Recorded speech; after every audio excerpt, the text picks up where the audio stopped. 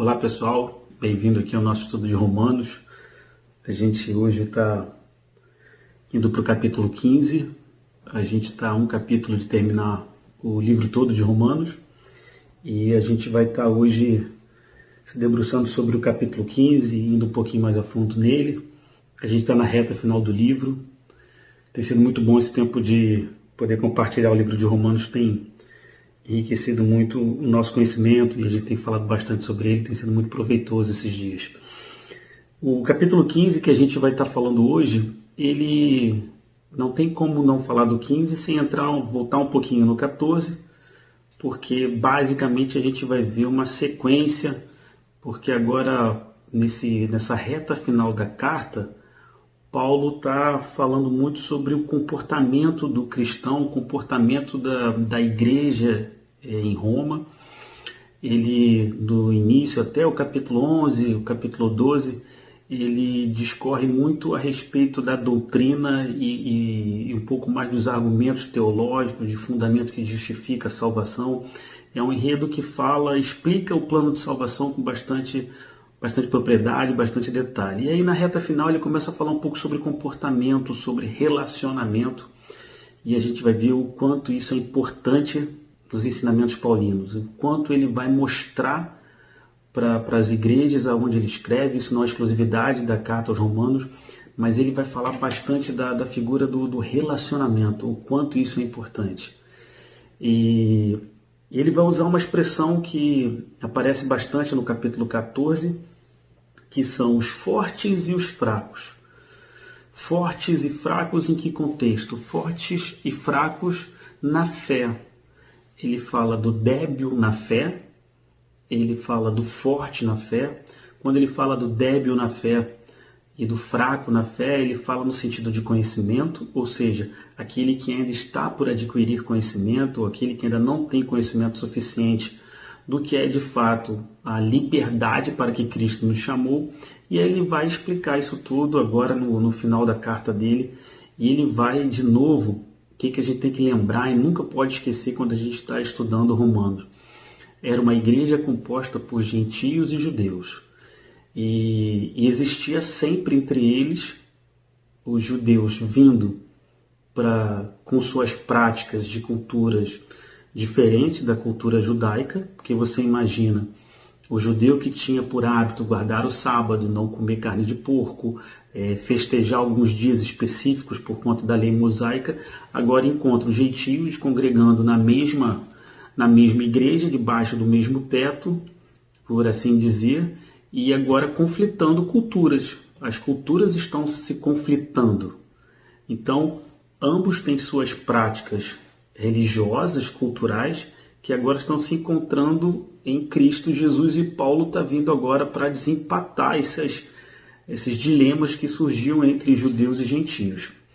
E aí Paulo, não somente entre judeus e gentios, mas a gente vai encontrar nas duas categorias, judeus e gentios, tanto homens mais experimentados na fé em Cristo e outros menos experimentados na fé em Cristo.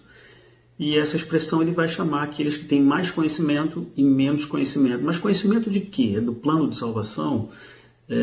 Da lei mosaica? Não, ele está falando conhecimento da real liberdade para que Cristo nos chamou. O plano de salvação já não era mais dúvida para a igreja, já não era mais dúvida para o povo da igreja que estava em Roma, mas ele vai dar ênfase aqui a uma liberdade que Cristo nos chamou, que por vezes a nossa cultura, a nossa tradição, as nossas antigas práticas religiosas nos prende de tal forma que a gente demora um processo para que a gente venha a entender e se libertar de algumas práticas que elas passam a ser desnecessárias, porque Cristo agora ele nos preencheu numa totalidade que alguns dogmas, alguns ritos passam a ser desnecessários na nossa caminhada religiosa. Então vamos ler o capítulo 15, que a gente vai estar estudando hoje. Vamos começar no versículo 1. Diz assim: Ora, nós que somos fortes, devemos suportar as debilidades dos fracos e não agradar-nos a nós mesmos. Portanto, cada um de nós agrade ao próximo no que é bom para edificação. Porque também Cristo não se agradou a si mesmo, antes, como está escrito, as injúrias dos que te ultrajavam caíram sobre mim. Pois tudo quanto outrora foi escrito para o nosso ensino foi escrito a fim de que pela paciência e pela consolação das Escrituras tenhamos esperança. Ora, o Deus de paciência e consolação vos conceda o mesmo sentir de uns para com os outros, segundo Cristo Jesus, para que, concordemente, em uma voz, glorifiquem a Deus e Pai de nosso Senhor Jesus Cristo. Versículo 7. Portanto, acolhei-vos uns aos outros, como também Cristo nos acolheu, para a glória de Deus. Olha que interessante, vamos parar no versículo 7.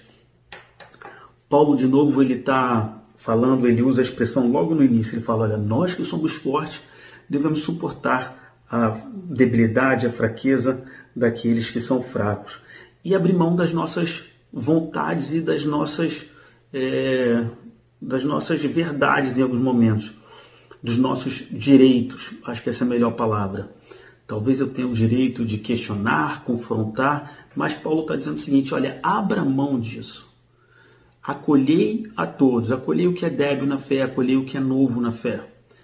E dessa forma, Paulo começa a ensinar para a igreja que o dogma, que o rito, que a prática religiosa, ela começa a ser deixada de lado em prol de quê? Dos relacionamentos. É dessa forma que Cristo começa a mudar a figura do agir do cristão no mundo. A prática religiosa, o rito religioso, os dogmas, eles começam a ser deixados de lado, porque em primeiro lugar agora estão as pessoas, os relacionamentos, e é sobre isso que Paulo agora está preocupado. Paulo está dizendo para os mais experientes da igreja de Roma, dizendo o seguinte, olha, vocês têm o direito de dizer para aqueles que são novos ou que ainda não entenderam, às vezes não é nem questão de ser novo na fé, às vezes é aquele que ainda não teve discernimento da real liberdade para que Cristo nos chamou. E às vezes ainda estão presos em tradições que às vezes você deve acolher ele. Talvez ainda não está por inteiro essa pessoa revestida da liberdade, da libertação que Cristo trouxe para nós.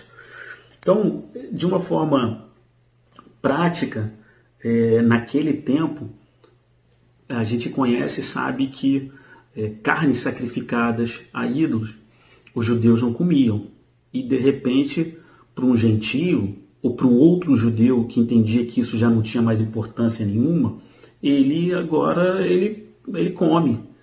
E esse tipo de coisa, Paulo está dizendo o seguinte, olha, você que é maduro na fé, abre mão do teu entendimento e suporta a debilidade, não gera escândalo, porque o confrontar pode fazer com que essa pessoa se afaste da gente, se afaste do caminhar com Cristo e da comunhão da igreja.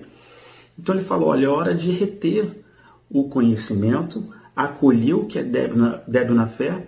Agora é muito importante entender que quando a gente acolhe, não é acolher e dar por satisfeito e caminhar para o resto da vida desse jeito. Não, o que é débil na fé, o que não tem conhecimento na fé, agora precisa ser instruído em amor.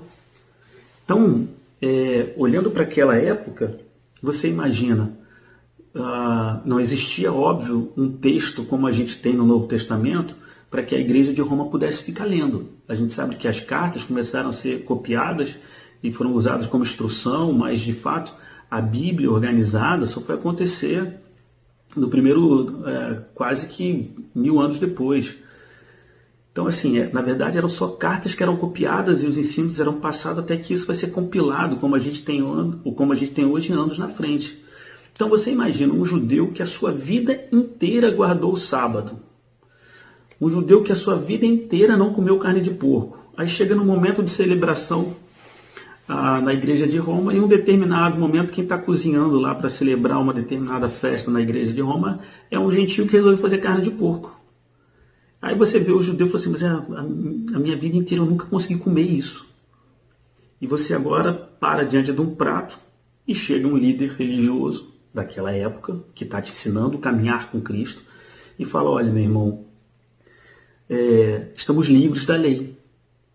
Isso aqui é uma coisa do passado, já não tem mais peso sobre nós. A lei foi consumida em Jesus Cristo. Nós não precisamos praticar mais a lei. Parece fácil nos dias de hoje a gente falar isso, mas você imagina um judeu que passou 50, 40 anos cumprindo a lei e de repente agora de uma hora para outra ele para de fazer aquilo. Parece simples, mas se coloca, vamos nos transportar para aquela época e seria fácil um líder cristão da igreja de Roma chega para você, judeu, e fala, olha, não precisa mais guardar o sábado. Sábado a gente vai celebrar agora aqui o aniversário de fulano de tal, porque a gente está aqui como igreja, a gente vai celebrar. E ele vai dizer, mas eu nunca celebrei nada no sábado. Sábado é o dia de descanso do Senhor. Por mais que haja conhecimento, por mais que ele esteja vivendo como uma nova criatura, é um processo, é uma transição natural. E Paulo está dizendo, nós que somos maduros na fé, nós que somos fortes, devemos acolher a todos. E quando a gente fala acolher a todos, é abrir mão do meu direito, inclusive. É não fazer aquilo. Se a gente for transportar para os dias de hoje, a gente vai encontrar coisas parecidas. A gente tem determinados cristãos que na Páscoa não conseguem comer carne. É uma prática antiga, de uma tradição católica, que hoje talvez ele, por hábito, vá no mercado, compra um peixe que está mais barato, ou às vezes compra uma carne que está mais barata naquele período da Páscoa. E tem outros que, olha, minha vida inteira eu não comi carne na Páscoa, eu também quero continuar sem comer carne na Páscoa. Ele é um cristão convertido, entendeu o plano de salvação, mas ele ainda traz algumas práticas. Como é que a gente vai se relacionar? Se você puder ensinar e falar, olha, você pode se desprender desse jogo. Agora, se você quer se alimentar dessa forma, é um critério seu, você não vai interferir. Agora, não se sinta culpado se você não pratica dessa forma. Não se sinta culpado, você está livre disso. Agora, pensa, se você convida uma pessoa para ir na sua casa e você sabe que essa pessoa tem uma restrição quanto a comer carne na Páscoa, né, todos nós podemos ter parentes que, por uma tradição católica, praticam a fé católica, não comem carne na Páscoa. O que você de bom grado faz? Se eu vou chamar para vir na minha casa, eu, em respeito àquela pessoa, eu não vou servir carne, porque eu sei que ela não come carne naquele período. Isso é dar um bom testemunho. É falar, acolher o que é débil na fé. Eu tenho que abrir mão do meu direito de poder argumentar em prol de relacionamentos. É o que Paulo sempre fala. É hora de abrir mão dos dogmas, dos ritos, para que a gente ganhe relacionamento. Eu gostei muito de uma frase de um pastor lá do Sul. Ele falou uma coisa muito legal no podcast. Ele falou assim, olha, nesse período de pandemia pode faltar emprego, pode faltar vacina, pode faltar templos abertos, pode faltar o que você quiser, mas não vai faltar irmão, não vai faltar um irmão para se relacionar conosco. Ele usou uma frase, não vai faltar irmão, não vai faltar gente para caminhar, para dizer para onde a gente tem que ir. Eu achei tão legal isso, que são pessoas que entendem que a gente vai abrir mão dos nossos argumentos teológicos, dos nossos fundamentos religiosos, por conta de relacionamento, porque eu preciso priorizar vidas. E não muito distante, né? A gente tem, nos dias de hoje, a gente fala muito da carne sacrificada aos ídolos naquela época. Mas se a gente parar para pensar nos dias de hoje, eu tenho a prática do São Cosme e Damião. Tem pessoas que não vão comer aquilo. Tem outros que vão dizer, eu não tenho problema nenhum em comer aquilo. Acolher o que é débil na fé. Acolher o que é fraco na fé. Mas, se para aquilo tem um peso, não coma. A gente tem cristão que quer passar o ano novo de branco. Acolher o que é débil na fé. Mas instrua ele. Na medida do possível, instrua ele. Por que determinadas práticas? Por que determinadas tradições? Há o medo de se romper com a tradição? Há um temor espiritual de algo ruim que possa acontecer? O que está por trás da manutenção dessa prática? Quando o judeu não tinha coragem de comer a carne de porco, o questionamento é, o que te prende à lei? O que Cristo ainda não preencheu na sua vida? Ao ponto de você temer uma carne de porco? Temer determinadas coisas. A gente viu no capítulo 14, quer comamos, quer bebamos, quer façamos isso para Cristo, é por Ele que todas as coisas são feitas. Então, Paulo está deixando de forma muito clara, abrimos mão dos dogmas, da lei, e agora nosso foco é o relacionamento. E ele fala, versículo no versículo 7. Portanto, acolhei-vos uns aos outros, como também Cristo nos acolheu, para a glória de Deus. Como é que Cristo nos acolheu? Cristo pediu alguma coisa para você quando Ele te acolheu? Ele esperou uma mudança na sua vida para que Ele pudesse te acolher? Não, Ele acolheu você do jeito que você era. Diz a palavra de Deus, diz a Bíblia, que éramos inimigos de Deus, e Ele já nos amava, e já tinha nos amado, e já tinha um plano de restauração para a gente. Então, nesse contexto, a gente encontra o mesmo argumento, a mesma condição como Cristo nos acolheu. Ele está dizendo para que a gente venha acolher o próximo. Acolher. Só que aí é fácil quando, nesse contexto, a gente está debaixo da igreja de Roma. Todos cristãos, ali cada um com um pouco da sua cultura, da sua tradição, e a gente vai, mas todos proferindo a mesma fé. A gente vai perceber que tanto nos evangelhos quanto em algumas outras cartas de Paulo, tem algo muito mais pesado e mais duro vindo aí, que ele vai dizer para você fazer a mesma coisa, mas para aqueles que não são da fé, para aqueles que não praticam a mesma fé. Isso é uma outra coisa, a gente vai falar um pouquinho mais no final. Mas o interessante é que ele está dizendo, acolher o que é débil na fé, porque nós somos fortes e vamos abrir mão das nossas legítimas argumentações para provocar e mudar determinadas pessoas. Não, nós vamos mudar pelo nosso comportamento, nós vamos mudar pelo nosso amor, nós vamos mudar pelo nosso testemunho e não pelo argumento da lei, não pelo argumento forçado, mas ensinando, instruindo em amor. Quando a gente olha para os dias de hoje, a gente encontra homens e mulheres muito parecidos naquela época.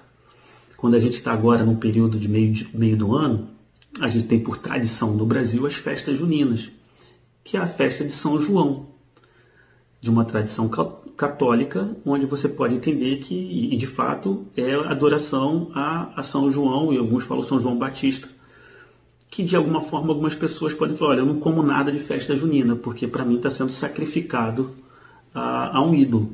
Outros vão dizer, olha, para mim não é problema nenhum, porque é uma tradição cultural e eu me sinto totalmente livre em Cristo, desimpedido em Cristo, para poder comer isso aqui. Ele entra numa festa junina de rua e come o que ele quiser. Talvez se for pegar um saquinho de Cosme e Damião, ele vai dizer, não, isso aqui não, porque tem um símbolo ali no saco, isso eu já não quero. O outro vai dizer, eu como, não tenho problema nenhum. Eu quero dizer para você assim, independente do que você entenda por razão de fazer, o que Paulo está dizendo é o seguinte, acolhei o que é débil na fé. Se por causa da tua prática você for escandalizar alguém, a palavra de Deus diz, ai daquele por quem veio o escândalo. Então não escandalize teu irmão, não faça isso na frente dele. Não provoque a ira do débil na fé. Ele pode simplesmente se afastar do relacionamento. Então esse é o ensinamento que a gente tem que ter. Acolhe.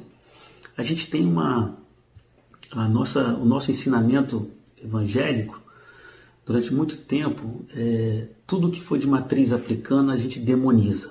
Claro que temos questões espirituais em todos os ambientes. Mas quando eu estou tratando com pessoas, eu preciso respeitar pessoas. Eu preciso respeitar aquelas pessoas e me relacionar com elas. Independente do teu entendimento teológico sobre a espiritualidade de cada prática religiosa, as divindades que são cultuadas, você está diante de pessoas da qual Paulo e Cristo estão dizendo que você deve amar, que você deve se relacionar, que você deve cuidar, entregar a sua vida por essas pessoas. Mas a religião, e aí a gente se depara com duas coisas antagônicas nos dias de hoje. É o legalismo versus o liberalismo. O legalismo é algo que dificilmente vai te aproximar de Cristo, porque Cristo rompeu com todo o legalismo.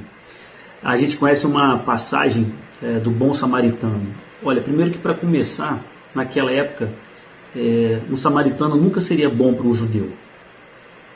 Mas é o bom samaritano que vai acolher e vai cuidar de um necessitado na rua. Diz a palavra que passa um levita, passa um sacerdote.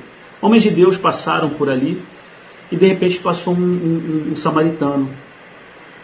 Esse ensinamento que que a palavra de Deus está nos mostrando, é que de fato o legalismo e os dogmas religiosos, eles não podem ocupar o espaço dos relacionamentos com pessoas nas nossas vidas. A gente deve romper com eles. Eu ouso dizer que o samaritano, o povo de Samaria, que era a capital do Reino do Norte, quando o reino de Israel se divide em dois, Reino do Norte, Israel e Reino do Sul, Reino de Judá, com a sua capital em Jerusalém, o Reino do Norte com a sua capital em Samaria. O Reino do Norte é o reino que mais vai se misturar com os outros povos, vão abandonar as práticas da lei, vai se misturar com adoração a outros deuses, e dali por diante eles se tornam um povo considerado profano para o Reino do Sul. Aqueles que se afastaram, aqueles que se corromperam, e durante toda a história, por isso que a gente vai encontrar, quando Jesus pede água para a mulher samaritana, quando vai dar o exemplo do bom samaritano, por que usar o samaritano? Porque ele está dizendo que aqueles que são desprezados, aqueles que são ameaçados, eram aqueles que Jesus Cristo provocava nos seus ensinamentos, mas provocava os religiosos. O bom samaritano, talvez ele estivesse falando ali, olha, você que acha que as outras religiões, você que acha que não devo me relacionar com pessoas de outras religiões porque elas são opostos da gente, eu quero me distanciar delas, ele pegou o bom samaritano, que seria o oposto de uma religião de judeu, e foi dizer, olha, esse é o que cuidou, é esse que praticou o que um filho de Deus deveria estar praticando, que cuidou do necessitado, que cuidou do que estava no chão precisando de ajuda, enquanto os religiosos, ditos filhos de Deus, conhecedores da palavra, passaram ao largo. Cristo provoca isso na gente. A palavra de Deus nos provoca, nos levando para longe dos dogmas, para longe dos ritos religiosos e focar em relacionamentos de pessoas. É isso que Cristo nos chama. E Paulo, ele está agora alertando na carta aos Romanos, no finalzinho, depois de explicar a doutrina da salvação, ele agora está atenuando o relacionamento entre judeus e gentios, dizendo que o relacionamento de vocês é o que vai manter essa igreja de pé. O relacionamento entre vocês é o que vai manter essa igreja forte. Então, não discuta o que há diferença entre vocês. Acolha o que é débil na fé. Cristo não pediu nada de vocês, então acolhe o que é débil, como ele também acolheu cada um de nós. Então esse é o versículo 7. Eu acho que é o versículo chave dessa primeira parte, que diz, portanto, acolhei-vos uns aos outros, como também Cristo nos acolheu para a glória de Deus. Versículo 8. Digo, pois, que Cristo foi constituído ministro da circuncisão, em prol da verdade de Deus, para confirmar as promessas feitas aos nossos pais, e para que os gentios glorifiquem a Deus por causa da sua misericórdia, como está escrito, por isso eu te glorifiquei entre os gentios, e cantarei louvores ao teu nome. E também diz, alegrai-vos, ó gentios, como seu povo, e ainda louvai ao Senhor, vós todos os gentios, e todos os povos o louvem. Também Isaías diz, haverá raiz de Jessé, aquele que se levanta para governar os gentios, nele os gentios esperarão, e o Deus de esperança vos encha de todo gozo e paz no vosso crer, para que sejais ricos de esperança no poder do Espírito Santo. Paulo está dizendo para os judeus aqui, olha, a raiz de Davi também foi prometida, governaria os gentios. Jesus governaria os gentios. De novo agora, aquele fechamento para poder entrelaçar judeus e gentios debaixo da mesma fé, rompendo com as diferenças. As diferenças vão sempre existir, mas Paulo está dizendo o seguinte, olha, deixa as diferenças para o lado e vamos convergir para o que é comum. É difícil numa comunidade de fé, como a nossa, ou como qualquer outra, a gente concordar em tudo 100%. Sempre vai ter uma coisinha ou outra que a gente vai ter uma preferência teológica para um outro entendimento. Isso é normal, desde que o plano de salvação, a nossa fé em Cristo, isso não seja alterado. A gente pode discutir determinadas coisas que permitem opiniões contrárias, mas a salvação em Cristo Jesus para a remissão dos pecados, essa é inegociável na questão da doutrina da salvação. A parte seguinte, versículo 14, uma segunda parte. Antes de entrar no versículo 14, tem o versículo 2 ainda que eu acho interessante, eu queria deixar registrado, que ele fala assim, agrade o próximo. Guarda essa frase. Se você tem dúvida do que o apóstolo Paulo está falando aqui, ele está dizendo o seguinte, olha, agrade ao teu próximo. Não se preocupe em agradar a você mesmo, mas abra mão do seu benefício próprio, mas se preocupe em agradar o teu próximo. Difícil isso. Difícil encontrar nos dias de hoje pessoas que estão preocupadas em agradar ao teu próximo, agradar a pessoa que está do teu lado. Pensar num contexto, em ações que vão cuidar do próximo. E não estou falando aqui de práticas sociais, não. Estou falando no relacionamento. Numa célula, no meu trabalho, na minha família. Abrir mão de coisas para que eu possa priorizar o próximo, agradar o próximo. Vamos para a sequência, versículo 14.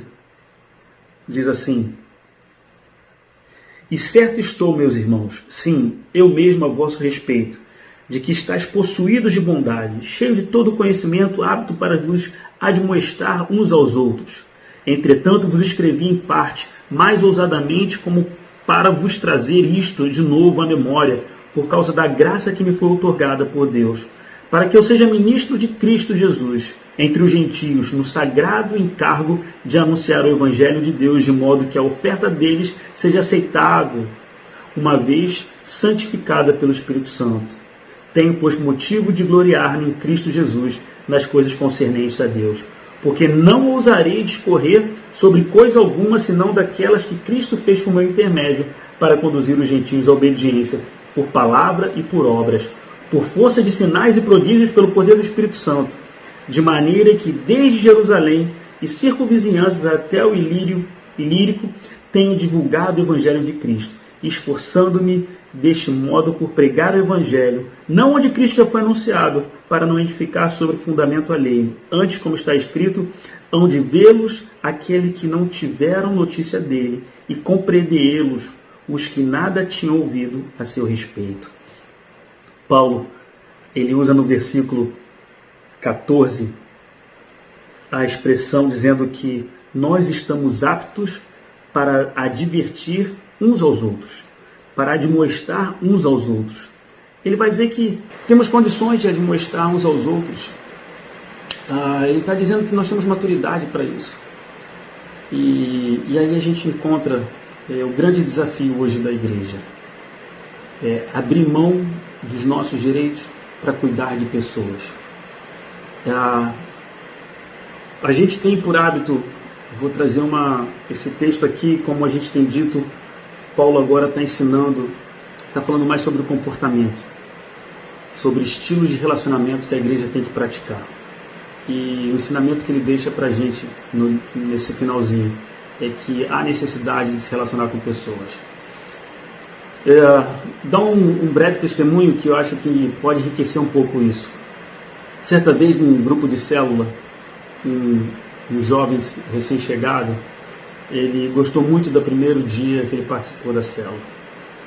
A célula era num sábado e ele ficou muito feliz de ter conhecido um grupo novo. Ele chegou numa célula e nessa célula, logo na sequência, ele mandou uma mensagem e falou: olha gente, no próximo sábado é meu aniversário, eu vou fazer uma festa na minha casa. Eu queria que vocês da célula estivessem aqui. Só que por uma questão de falta de entendimento, um grupo de pessoas achou que o faltar à célula, ou não cumprir com o horário pré-determinado e o local de uma célula, estaria em desagrado com a autoridade da igreja e com Deus, e aquela célula resolveu manter a sua programação e não foi no aniversário daquele jovem que estava iniciando a sua caminhada ali naquele grupo. É uma pena porque aquele jovem se sentiu desprestigiado e nunca mais voltou. E aí a gente percebe que a religiosidade, o legalismo, ele está incutido na gente. Quando se trata de pessoas, Cristo abandonou tudo, rompeu com todos os dogmas, rompeu com todas as tradições e foi atrás da ovelha perdida. Se tivesse que fazer alguma coisa no sábado, faria alguma coisa no sábado. Milagre no sábado? Faça milagre no sábado. Ele vai rompendo com a tradição, ele vai falar com a samaritana, vai pedir água para a samaritana. É mais do que isso. Cristo provoca nas Escrituras O entendimento que devemos romper com o legalismo em prol de pessoas, resgatar pessoas, relacionamento com pessoas. E eu te falo, irmão, eu quero confrontar e questionar a tua fé em Cristo. Se você não tem prazer em gente, se você não tem prazer em se relacionar com pessoas, eu quero levar você a refletir sobre o que de fato Cristo tem sido na tua vida. Ele tem sido um provedor de coisas para a sua vida? Ou ele tem sido aquele que completou a sua vida, se fez tudo na sua vida e agora está te impulsionando para fora? Como as pessoas passam ao largo da sua vida, você assiste, mas não se relaciona, não gosta de pessoas, não gosta de entender a dor e o necessitado. Meu irmão, isso tem que ser repensado. Porque Cristo e as cartas de Paulo estão nos ensinando que o dogma e o legalismo tem que ser descartado para que a gente possa acolher um ao outro na fé. O novo na fé. Capítulo 15, ele é um pouco diferente porque ele não é tão rico em contexto teológico, mas ele é muito bom para a gente poder testemunhar algumas experiências. Tive uma experiência e eu quero compartilhar nesse estudo. Eu tinha uma vizinha, eu morava num prédio, e esta vizinha, sabendo que eu tinha filhos, crianças em casa, no período de São Cosme e São Damião, ela separou, eu não lembro se eram 2 saquinhos ou 3 saquinhos, eu não lembro se a Rafaela já era nascida, se minha caçula já era nascida. E ela guardou isso e esperou eu chegar do trabalho, vizinha de porta, tocou a campainha, e falou: Bruno, boa noite. Eu falei: boa noite. Ela falou: olha, eu trouxe saquinhos de Cosme e Damião para os seus filhos. Eu recebi aquilo e falei: olha, não me recordo aqui o nome da vizinha. E eu falei com ela: olha, muito obrigado por você ter me dado os saquinhos aqui. Eu agradeço, muito obrigado, obrigado pela lembrança. Entrei, botei em cima da mesa. Quando eu ia fechar a porta, ela voltou e falou assim: Bruno, me tira uma dúvida, você não é evangélico? E eu falei: olha, eu já falei isso algumas vezes, eu falei: olha, eu não sei o que eu te respondo, porque eu não sei o que você entende por evangélico. Mas você não é crente que não... Você aceitou os saquinhos? Eu achava que crente não aceitava saquinhos de Cosme e Damião. Eu falei: olha, eu posso explicar para você no que eu creio. Agora, uma pessoa que toca a minha porta com tanto carinho, lembrando dos meus filhos, me entregando com tanta educação um presente, por que eu não vou aceitar? Depois é óbvio que isso são escolhas que cada um faz. Depois eu dei um abraço nela, a gente ficou muito amigo, mas perceba, mais do que se eu comi ou se eu não comi, depois aquilo foi relevante para mim, mas eu ganhei com aquela mulher a oportunidade de conversar com ela, de falar para ela. Eu consegui o direito, nosso amado pastor Benoni sempre usa essa expressão, eu ganhei o direito de ser escutado da parte dela. Então eu pude conversar com ela, e ela falou: então no que você acredita? E a gente discorreu de forma muito rápida ali no hall do prédio, e pude falar para ela da fé em Cristo. E aí, nenhum mérito para o homem aqui, mas eu quero dizer, o que eu quero dizer com essa experiência? Eu poderia contar um monte de outras lambanças que eu fiz na minha vida, mas eu vou dizer que essa foi uma experiência muito legal, em poder dar um abraço numa pessoa, e ela falou assim: olha, eu nunca imaginei que você fosse receber, mas eu tinha separado aqui e resolvi, como eram os últimos, eu tinha separado para te entregar. E eu falei: olha, você foi com tanto carinho a presentear, não tem como, por que não aceitar isso? E ficamos amigos ali, depois eu pude falar do amor de Cristo para ela e do entendimento, da liberdade para que Cristo me chamou. Talvez a motivação com que aquela pessoa estivesse preparando uma oferenda para Cosme e Damião tivesse motivações guardadas no seu coração de se relacionar com uma divindade, de se relacionar com alguma coisa espiritual, estar em busca de alguma coisa. E eu pude falar para ela, falou: olha, eu encontrei a resposta, eu encontrei satisfação espiritual no meu Salvador Jesus Cristo. E eu confesso que eu não preciso de mais nenhum estágio intermediário na minha vida. Eu não preciso mais passar por nenhum outro estágio, caso você tenha entendimento que tem etapas onde você vai precisar se relacionar com alguma entidade. Eu quero dizer para você que Cristo me completou, perdoou meus pecados e eu não preciso mais agradar ninguém. Pelo contrário, Ele se agrada em mim e se agradou em mim através do seu sacrifício. E nesse contexto, a gente começa a acolher o que é débil na fé. Às vezes a gente percebe, a gente costuma fazer as ceias também em ambientes em que tem visitante, ceias em que a gente está às vezes numa célula e tem um visitante, aí você vem com o seu legalismo e fala, não, hoje não faz a ceia não, porque tem um visitante aqui. Em algumas células, a gente teve a prática de fazer a ceia. E em determinado momento apareceu um visitante. Lemos o texto, explicamos o que era aquilo, oferecemos a ceia. A palavra de Deus diz, examine-se, pois, o homem a si mesmo, para que possa discernir os elementos.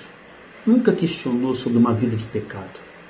A igreja de Corinto ia para a ceia do Senhor para fazer refeições, banquetes, para jantar e almoçar. O que Paulo critica em Corinto é a falta de discernimento, não era vida de pecado. Se for vida de pecado, quem pode tomar ceia? Ninguém pode tomar ceia. Até hoje, esse legalismo é falado atrás dos púlpitos na hora de se ministrar uma ceia. Vá em Coríntios 11 e perceba que a advertência que Paulo está dando é porque homens corriam para o local da cerimônia da ceia e faziam suas refeições e não esperavam os outros. E Paulo está falando, você não tem refeição em casa? Você se incomoda de esperar os próximos para que a gente possa celebrar aqui e discernir os elementos do vinho e do pão? Para que a gente possa celebrar aqui a ressurreição de Cristo? Fazendo isso em unidade? Mas o versículo que a gente isola, legalista, quando a gente diz, examine-se, pois, o homem a si mesmo, a gente acha que está examinando a vida de pecado. Aí eu te pergunto, quem pode ceiar? Se isso for a verdade, se esse é o princípio, quem pode ceiar? Ninguém pode ceiar. Eu tenho o privilégio de servir a ceia na igreja há alguns anos como diácono. Como é triste você passar com um cálice e um irmão não poder pegar aquele cálice. Porque ainda está debaixo de um legalismo. Porque talvez o que ele fez durante a semana esteja pesando na cabeça dele, ele acha que ele não conseguiu examinar-se a si mesmo e agora está diante de uma luta que ele está tendo com o seu próprio pecado e agora ele rejeita o cálice. Legalismo. Aí a palavra diz, acolhei o que é débil na fé. Ensina ele. Ensina que Deus, um Deus de relacionamento, não é um Deus com lupa procurando o pecador para castigar. Criamos a figura de que um Deus carrasco está procurando ferozmente um pecador para condenar aqui embaixo. Não. Essa figura é a figura do legalismo. Nós temos um Deus que em amor procura o pecador para resgatar ele, para reconectar relacionamentos. E vai fazer isso através da igreja, como Paulo está ensinando aos romanos aqui. Vamos terminar na reta final. Eu vou pular. Vamos ler o 22, que diz assim, essa foi a razão porque também muitas vezes me senti impedido de visitá-vos.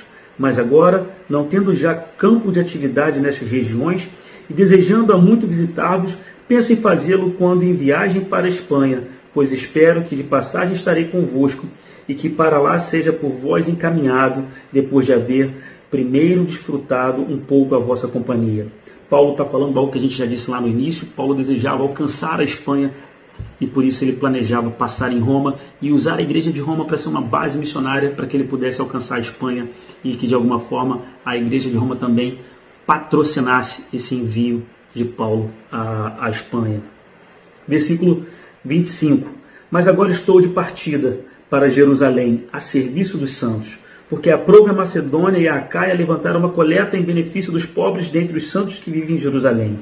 Isto lhes pareceu bem, e mesmo eles são devedores, porque se os gentios têm sido participantes dos valores espirituais dos judeus, devem também servi-los com bens materiais. Tendo, pois, concluído isto e havendo-lhes consignado este fruto, passando por vós irei à Espanha.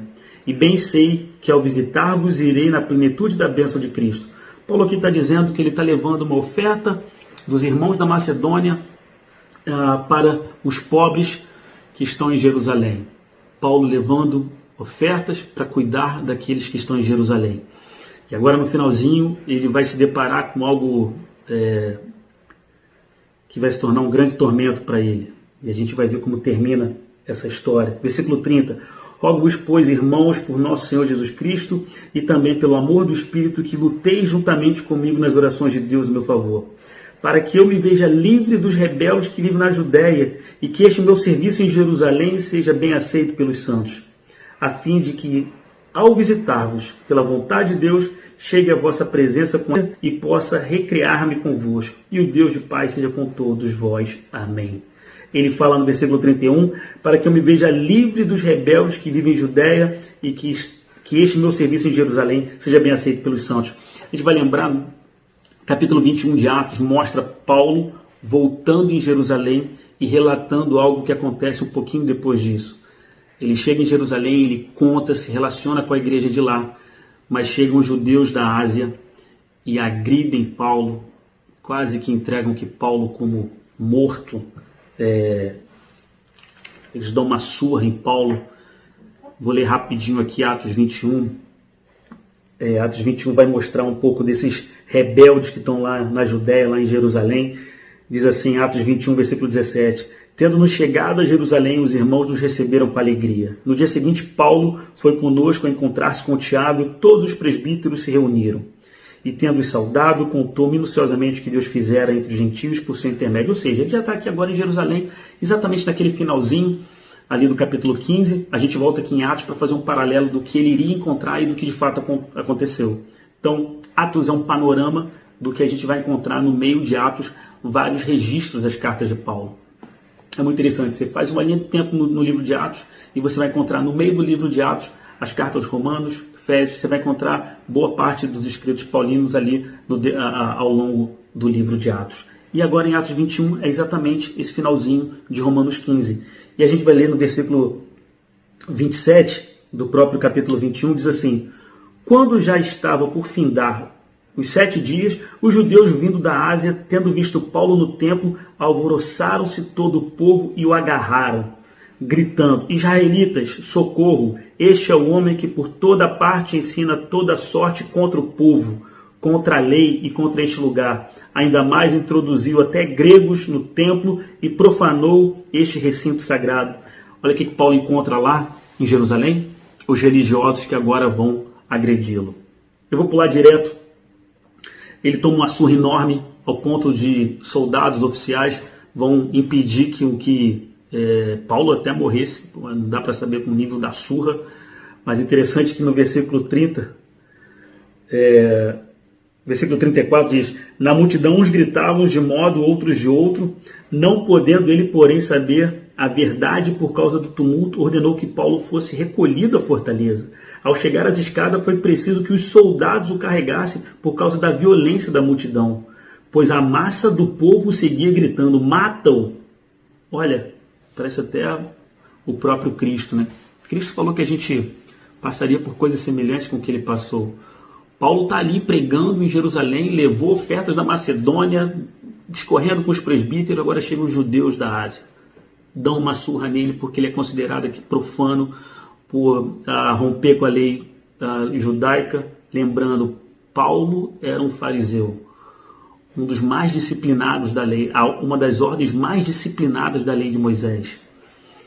Os fariseus, no período interbíblico, eles vão surgir justamente para salvar a tradição da lei mosaica por conta do helenismo que estava invadindo Jerusalém. Por conta da invasão de Alexandre, da Macedônia, o helenismo toma conta e por muito pouco a lei judaica ela não some. Mas os fariseus é um grupo, uma ordem religiosa muito importante naquela época que vai segurar firme a tradição judaica. E esses homens, Paulo era um fariseu e esse fariseu domina a lei. E agora aquele que sempre dominou a lei agora está sendo questionado e está a ponto de ser morto por conta da fé em Cristo. No finalzinho do capítulo 21, quando Paulo ia sendo recolhido à fortaleza, disse ao comandante: é-me permitido dizer-te alguma coisa? Ou seja, depois de tomar uma surra, ele vira para o comandante e falou: posso falar alguma coisa para o povo ainda? E o comandante, o soldado que estava ali, fala: obtida a permissão, Paulo, em pé na escada, fez com a mão sinal ao povo. Fez-se grande silêncio. E ele falou em língua hebraica, dizendo... Aí versículo 20, capítulo 22 de Atos, depois você pode ler. Mas esse homem que foi apedrejado, foi espancado em Jerusalém, ele poderia ser recolhido ali para poder se recompor, quase morto por conta da surra. Ele pede uma palavra, todo esfolado. Você pode imaginar isso. E esse homem que lá em Romanos nos ensina sobre relacionamento, eu queria fechar o entendimento sobre relacionamentos com essa visão que você possa guardar de Paulo. Um homem que, após ser agredido, espancado, ele pede a palavra para poder ainda falar da fé em Cristo. Um homem que entende o que é relacionamento, um homem que entendeu o que era priorizar vidas. E eu queria terminar o estudo capítulo 15. A gente vai ter mais um capítulo 16, no próximo domingo. O Ronaldo vai estar finalizando ele. Mas eu queria que você pudesse guardar isso nessa minha última fala. Temos um Deus de relacionamento. A prioridade de Deus são relacionamentos. Guarde os relacionamentos, priorize os relacionamentos. Pague o preço para que vidas possam ter um encontro com Cristo através de relacionamentos.